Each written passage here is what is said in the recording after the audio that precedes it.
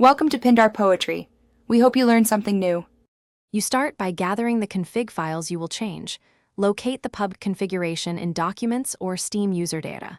Once found, make a backup copy of every INI or CFG file. This protects settings if something breaks. You should also close Pubg and Steam before editing because the game will overwrite changes if it runs. Now that you have backups and the files are closed, you can open the target config in a plain text editor and prepare to make precise edits. You will now edit with care. Open the file in Notepad++ or another editor that preserves encoding. Change only the specific keys you need, like FOV, mouse sensitivity, input rate, or network tick preferences, and explain why each matters. For example, lower sensitivity improves fine aim while higher input rate reduces input lag.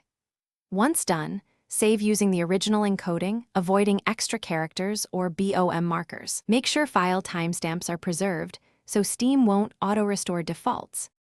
You finish by launching Steam and then Pubg so the game reads your updated config. Make sure to test changes in a training area to validate aim, frame rate behavior, and input responsiveness. If something looks wrong, revert quickly using your backups and analyze which parameter caused the issue.